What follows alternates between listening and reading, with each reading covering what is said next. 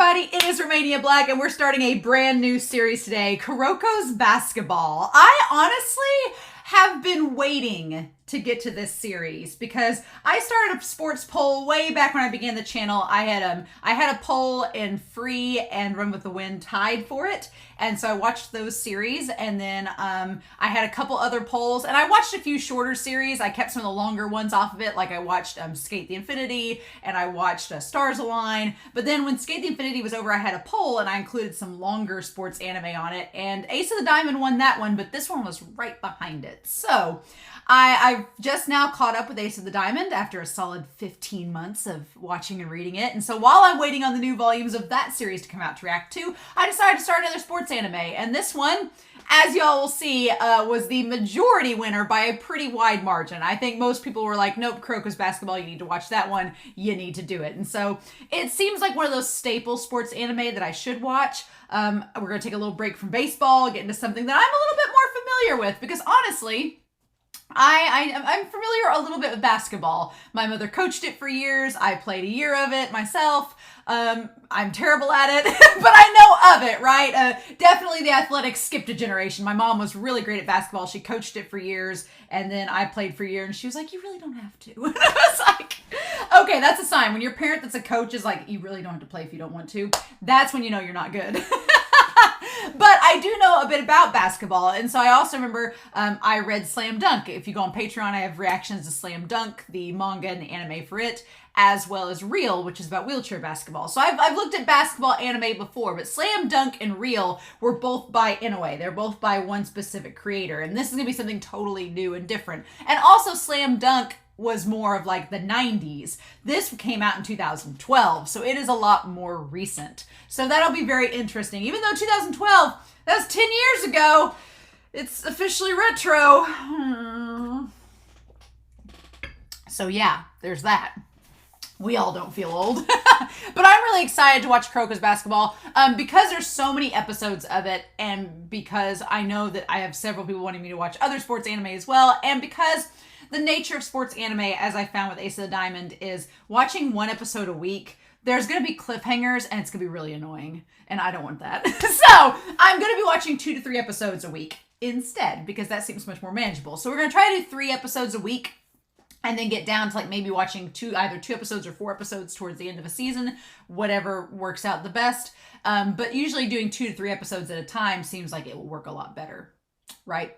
So in that case, we're going to be looking at episodes 1 through 3. Be a nice 3 episode introduction to the series, right? A little intro, because actually there's 3 seasons of this, a movie, OVAs, short little bloopers. There's a lot of stuff I've found that go with Kuroko's Basketball. So there's a lot of content to get through. And I have like a checklist. I'm going to run it through Patreon as well to double check and make sure I got everything. But we're at least going to start out with season 1 and go from there. So I'm pretty excited, y'all, to see what this is about. It's about basketball. What's going to be the catch, right? Slam Dunk was a pretty straightforward series about a delinquent that was, a delinquent that had some potential and could be a player, right? So the question is, what is Kuroko's deal? Because I'm assuming he's the main character. The series is named after him.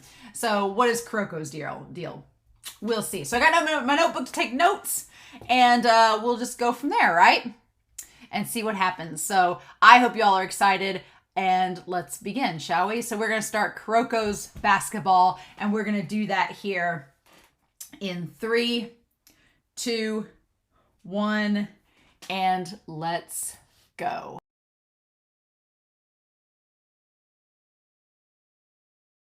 Okay. Okay.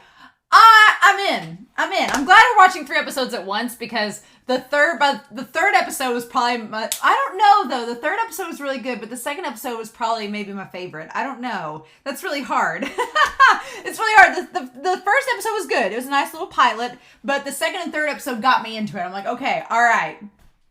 But interesting. There's a really cool premise here and a really interesting angle about teamwork in the Nakama, and I'm intrigued. I'm excited to see where it goes. There's Kuroko is a lot more interesting than he was in episode 1. Episodes 2 and 3, the moment we got Kise to come in and see their dynamic, I was like, oh, there's much more to Kuroko than he's letting on. So Kuroko might have a dark past in all this, and I'm very, very curious to see where this goes. There's lots of characters that each of these characters reminded me of with series that I'm watching and have watched, so it's really cool. But yeah, I am Kuroko, I'm serious, and then it's better if I can't win. Which, oddly enough, the I'm Kuroko obviously is from Kuroko himself. I'm serious, Kuroko says in episode 2, and then it's better if I can't win is what Taiga says. And so that's really curious. I want to talk about these characters because I really like all of them. I like all these characters, and so I'm very intrigued to see what we end up getting of them. But we got different characters in here. Mizuki, Matobe, and Kogane. Kogane is the one that has like the cat-like mouth. He's the one I remember the most, Kogane. And then Hyuga is the captain. Of course he has glasses. I feel like that's a very slam dunk reference because the captain in Slam Dunk, or he was the vice captain though. The one with the glasses was the vice captain in Slam Dunk. So this one is the captain. Cool. And they're all second years, which is going to be interesting. So that kind of opens the door up where if they don't, make nationals do whatever this first year as second and first years, and they can come back next year as third and second years and do even better and have new members. So that's kind of cool that they set up that this high school Siren is very new, and they just made their basketball team last year, which is kind of cool. I love Riko, the coach. I love her. I love that she's a coach. I love that she's not a manager. She's the actual coach of the team. She's like Go, where she's all about the muscles, except she's got like a Saiyan super scouter like built into her eyeballs where she can like detect how good they are just by looking at them. Very Go like free. But I love that her dad's an athletic trainer, and she's like shadowed him since she was a kid and has gotten better just from being around him all the time. I really like that. That's really cool. And then we have Taiga, who I'll admit at first, Taiga starts out, you think he's going to be the stereotypical like shonen protagonist that's just like, I'm here to win and be better than everybody. But there's a lot more to Taiga. And I'm glad I watched 3 episodes in a row because by episode 3, I loved Taiga. I was like, nope, I'm on board with this character. I get where we're going with it now. I'm here for it. I love it. We'll talk about it, but I like Taiga quite a bit. But he spent 2 years of middle school in America, right? Getting experience from over there, right? Which we established in Slam Dunk, watching that series, that going to America to play ball is a pretty big deal because basketball is a lot bigger in America than it is in Japan. And so I thought that was really interesting going into this. But this whole generation of miracles, I will be honest, I know very little about Kuroko's basketball going into this series. There was only 2 things I knew about Kuroko's basketball going into this series watching it. I knew that there was this thing called the Generation of Miracles. I didn't know what it was. Everybody was like, the Generation of Miracles, and like talking about it. And I read a Haikyuu fanfic one time. And the Haikyuu fanfiction, it had to do with Oikawa. And in one of the chapters, he was like, it was a crossover fic. And in one of the chapters, he was dating Kise, right? He was dating, I think it was either, Kise from this series. And I didn't know who Kise was. So I was like, okay. Or if it wasn't, it might have been Shoyo that was dating him in the fanfic. I can't remember. But I remember Kise was a character and it was a crossover. And I didn't know anything about Kise. I just heard Generation of Miracles and Kise, and that's all I knew. And I was like, oh, okay. And so that was it. Now I know. But yeah, those are the only 2 things I knew going into this. But I thought that this whole series is going to be about the Generation of Miracles and them playing. And I was like, oh, it's going to be about them all coming together and playing this basketball. No! They were all middle school champions, and they all broke apart and went their separate ways in high school. And we find out why in episode 2. But they all went their own separate ways, and now Kuroko's kind of the 6th man, the phantom man that's dealing with his own future. So I like that angle of it, that we're following the 5 prodigies and trying to beat each and every one of them on their own teams. I like that angle. That's really cool. But yeah, and then of course, we have Kuroko, who's the shadow, and he wants to help Taiga become the best player. I was like, I don't think I've ever latched onto a ship so quickly. Like even other ships in sports series, I was like, oh, that might take me a little bit. No, with the exception of One Pair and Ace of the Diamond, with the exception of Now and Umamiya, who are a pair and Ace of the Diamond, that I was instantly like, OTP. Taiga and Kuroko, I was instantly like, oh, okay, y'all are going to be a ship. Good. We got the red and blue hair dynamic going on. We might as well run with it, right? I like it. So yeah, so they have this practice game set up, and then going to the burger joint afterwards. Kuroko, you would think it gets old, him just popping up like David Blaine in a magic trick, but it really doesn't. Like, although the second time that Taiga sits down at the restaurant and doesn't notice, Kuroko until he sits down, it's like, come on, you knew he was going to be there. And of course he goes for a vanilla shake, like the most basic, plain Jane thing possible, right? Of course he does. But so Taiko Middle School, from the intro we get, is won 3 consecutive championships. They had 100 players. They were basically, and I'm going to compare it to Ace of the Diamond, they were basically the Inishiro of this series, where they had all these players. And the thing that reminds me of Inishiro from Ace of the Diamond is that Taiko, it seems like they were all really good individual players that came together, and they were not meant to be a team. They're just, we'll talk about that though when we get to that conversation, because there's something a little off about that, which I'm curious about, right? So Kuroko, he excels at passing. He's a shadow, which passing is a very important skill in basketball. It can be a crucial make or break skill. If you are not good at passing and you get in a tight spot, you need to have that skill to get out of that pickle. So I very much appreciate Kuroko's skill. What I like about Kuroko is that he is the main character, but he's the main character with a side character role, which is so crazy because usually you would think Taiga would be the main character, which I guess him and Kuroko kind of are, but it's called Kuroko's Basketball. So you would think Taiga comes across as the main character-esque, shown in protagonist. But the fact that it's Kuroko and Kuroko has a very much side character profile makes it very interesting, right? But Taiga, he likes to have a challenge. He wants to be challenged. And his challenge is to defeat the Generation Miracles. He hears all about it from Kuroko. Kuroko's like, there's no way you can beat him. And he's like, challenge accepted. And is ready to take it on, right? And so the first years, I like episode 2. Episode 2 may be my favorite because they have to sign this form, right? And I like that Taiga and Kuroko's dynamic from episode 2 on is just, it's great, right? I love their dynamic. Kuroko gets a little bit more sassier and a little bit more tongue-in-cheek and snippy as we get to know him, which I like a lot. He comes across as super meek and shy in episode 1, and you're just like, oh, this is our protagonist. But episode 2 and 3, you're like, no, he's got some sass to him. There's some secret. Kuroko honestly reminds me of, and this is the weirdest comparison, but he reminds me of Shi Lien from Heaven Official's Blessing. Kuroko reminds me of that, where he's just super modest, super chill, but there's a little hint of darkness under the surface. And you're like, because he's a shadow, right? So there's that little edge to Kuroko that you're like, oh, there's something else there. I want to know what it is, right? Kind of reminds me of Shi Lien from that series. Even though that series is, I guess maybe Hua Chong and Taiga are similar in a way, right? Maybe, possibly. But yeah, Taiga is curious as to why. That was hilarious. That maybe my favorite moment is when Taiga's he thinks what the audience is thinking. He's like, why didn't he follow one of those guys from the generation of their high school? Why did he choose? Because we established that all of the Generation of Miracles, of course, got scouted to prestigious athletic private schools or high schools with very powerhouse teams. He's like, so why did Kuroko come to this no-name team in the middle of nowhere when he's got all this talent? And I love when he goes to ask him that and he's just gone. And it's it's fantastic. I love it. It's great.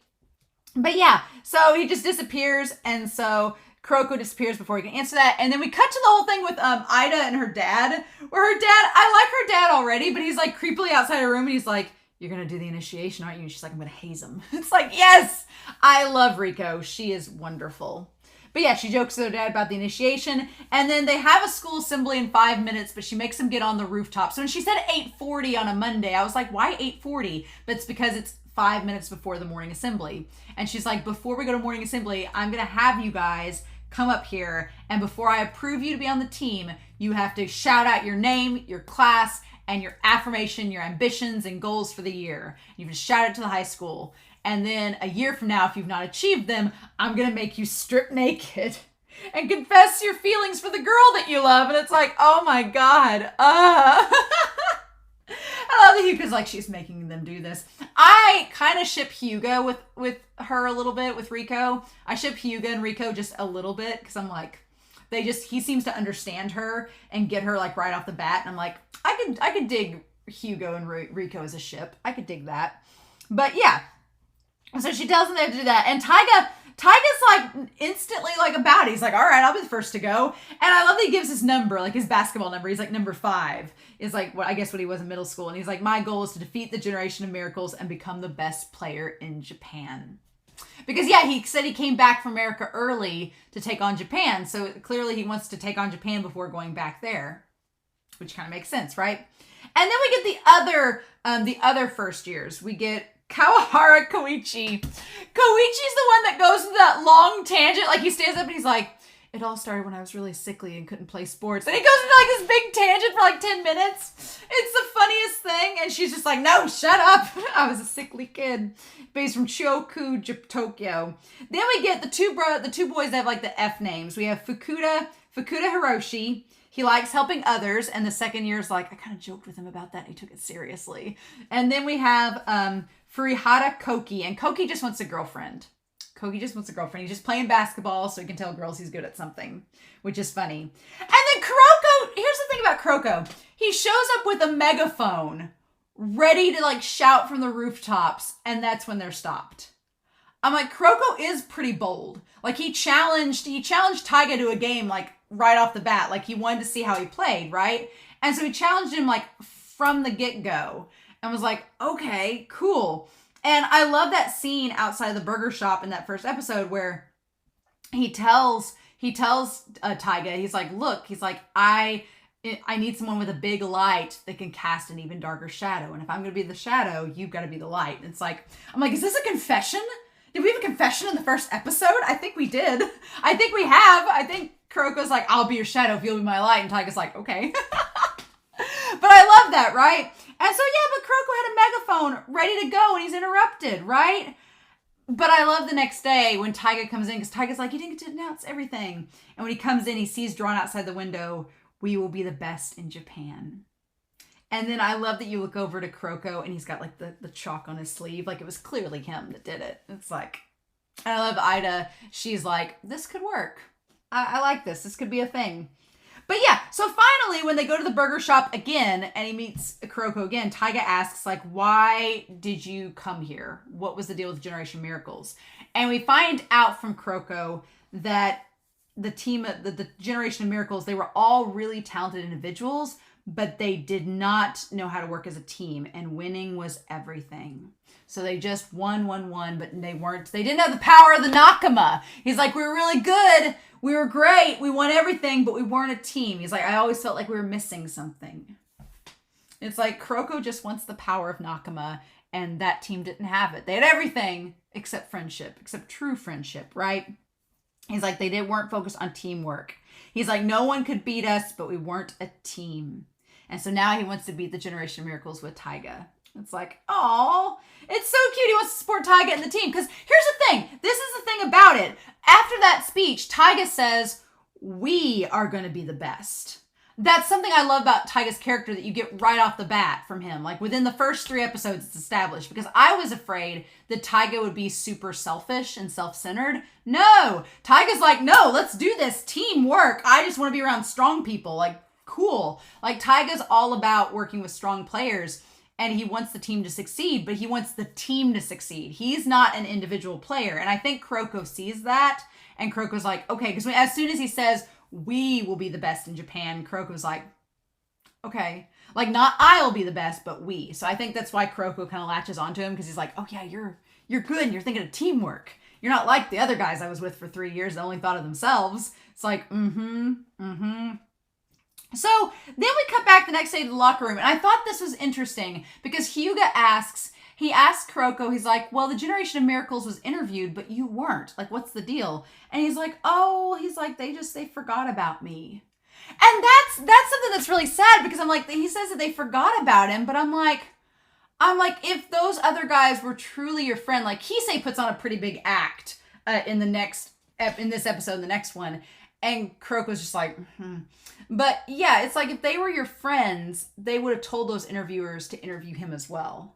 But they didn't. And I was like, I don't know how I feel about that. I don't know how I feel about poor Kuroko getting left out when clearly he's one of the reasons that they were so good, right?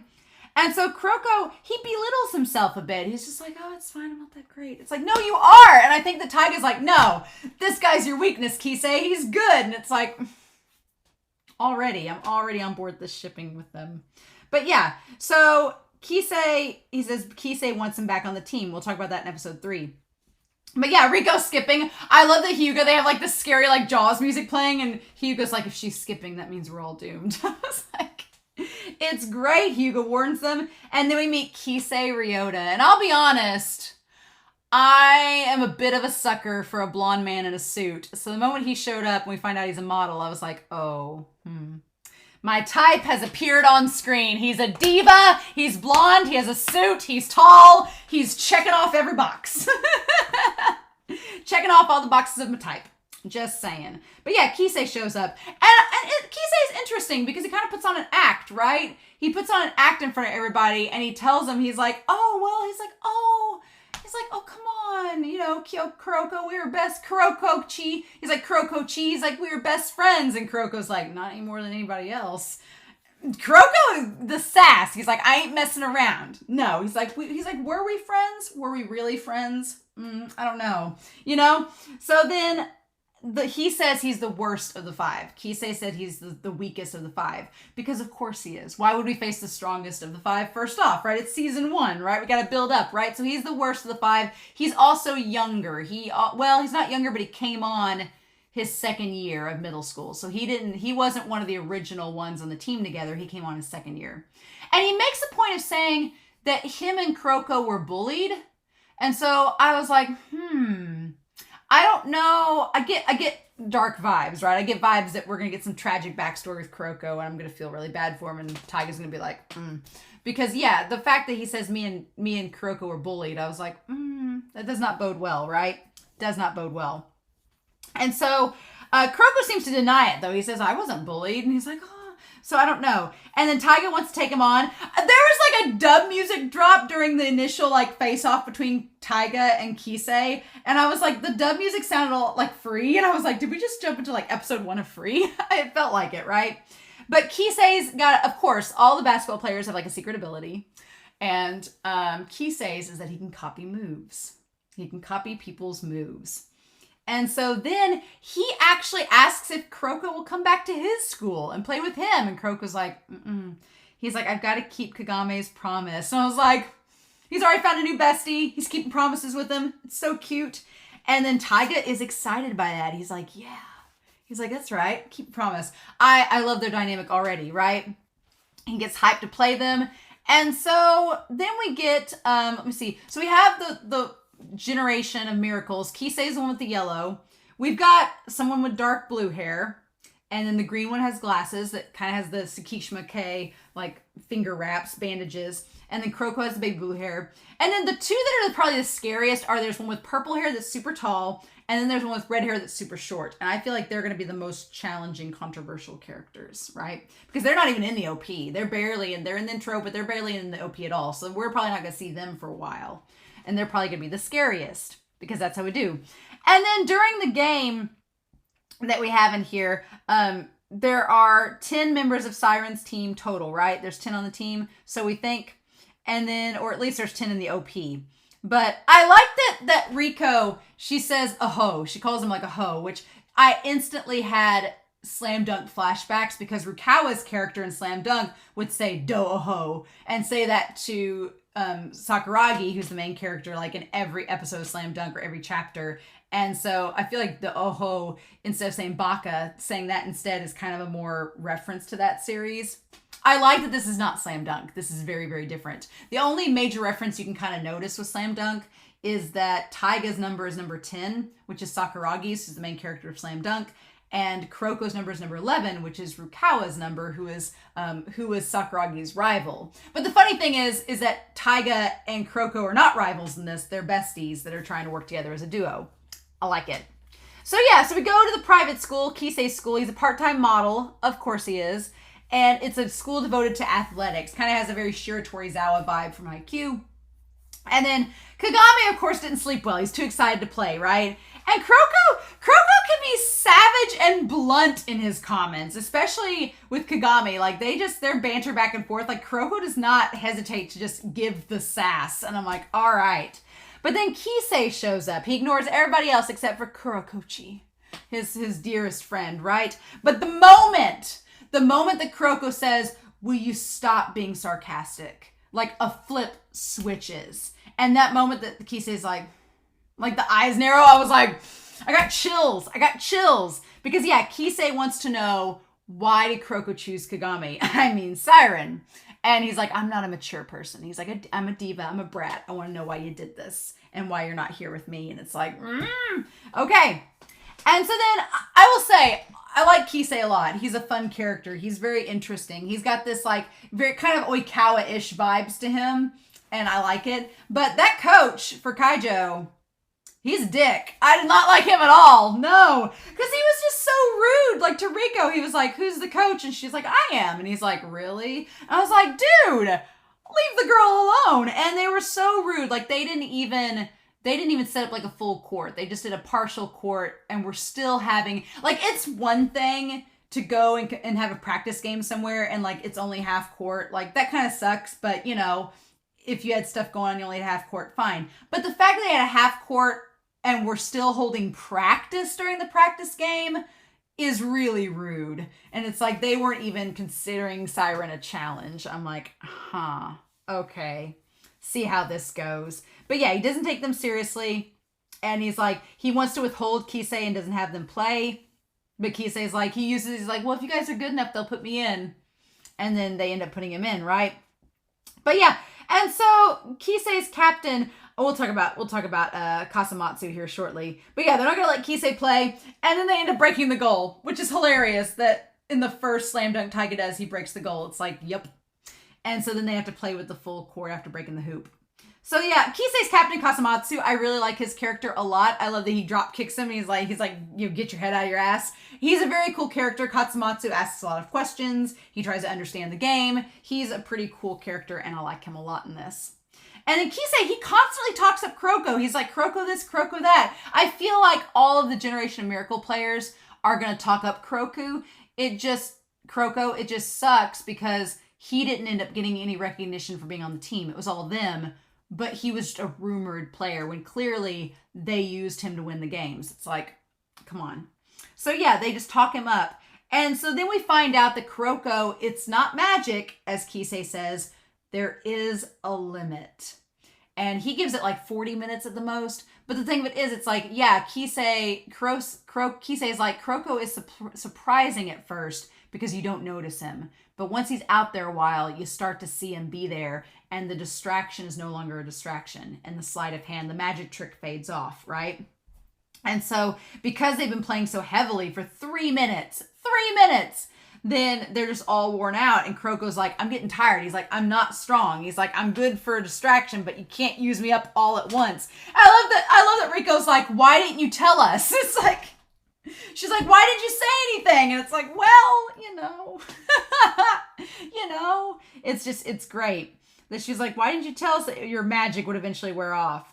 And so Kuroko, he tells Hyuga when they take the time out, he's like, I not only need to rest because I'm getting wore out, but Kagami's getting too worked up. And the more he gets worked up, then Kise's going to put even double in and the game's going to get away from us, right? And so Kagami, he figures out Kise's weakness. And it's Kuroko. Because he's like, his whole thing is, he's like, he says, you copy people and you need to look at someone. Well, you can't look at somebody that's invisible. So you've never been able to copy Kuroko because there's nothing to copy. He's like, so that's your weakness. And I love that he like grabs Kuroko and brings him over and he's like, stop. It's great, right? But my favorite part of the episode is that Kise has the very stereotypical like shonen protagonist, like, you'll never beat us and we're going to be the best and you're light years away from being on our level. Like he gives the whole big monologue. And in any other like shonen sports anime, that main character would probably have like fought back or argued back and been like, you don't understand who we are, like some kind of gibberish like that. But I love that Taiga says no. He's like, good. He's like, I'm up for a challenge. He's kind of a masochist. He's like, no, I want a challenge. He's like, you remind me of the guys in America. He's like, that's what I want. He's like, I want a challenge and I want somebody to help prove me. He's like, it's no fun being on top. He's like, it's better if I can't win because that will get me more fired up. A challenge will, and will make me perform even better. It's like, I love it. I absolutely love it. And Kise's instantly like, you went to America? Like he's so easily distracted, right? And then, yeah, he just pulls he pulls Kuroko into it, and he's like, this is your weakness. My buddy, my pal. And Kuroko's like, excuse me. So, oh my God. That was a lot of fun. I like the Generation of Miracle angle. I like they're all split up. I like that they did not believe in the power of the Nakama and still won. And so now we're chasing each of them in their own respective teams. I like that Kuroko is not a David Blaine magic trick. There is a limit. So they're going to have to get creative in how they use him. I like Taiga's character a lot. I like Kuroko's character a lot. Kise is wonderful. I love Riko and Hyuga. The other characters, I do like Kogane. I like Kogane, the Meow Boy. He has a cat face. I like him a lot. But the other characters, right now, it is a lot of Kuroko and Taiga, like kind of like carrying the team. Like Hyuga does some stuff too on there, but those three kind of carry the team. So I'm gonna be curious to see like if we get focused on the team as a whole rather than just Taiga and Kuroko. We'll see, because yeah, basketball, it's funny. Basketball is not a sport of individualism. It worked for the Generation of Miracles, but 9 times out of 10, it is a team sport and you've got to work together. Like, it's cool to have one good player, but if nobody else can get the ball to that one good player, it's not going to work. So, interesting. So I'm excited. I'm very excited to see what's going to happen. We didn't finish the game. Right now, they're still leading. And I did think that was interesting that when they were calling the timeout, the coach for Kise's team was just yelling at them, even though they were up. They were winning by like 3 points, and he was still screaming at them. It's like, dude, chill, right? And so I know so many coaches that are like that. They're just like, your defense is weak. I'm like, you guys are winning. What's the deal? So I did like that little comparison there, but I'm really excited. I'm on board. These 3 episodes have got me on board, especially with Taiga and Kuroko. I'm like, my shipper heart is already shipping for them, and I'm really excited. So, I'm curious to know your thoughts down below, what you guys thought of these 3 episodes and the series as a whole. Please no spoilers, but I'm really excited to see where we go with this. So, we'll see, right? But in any case, I hope you all have a wonderful week. Please stay safe, take care, and yeah, I'll be back very soon with another episode or 3 of Kuroko's Basketball.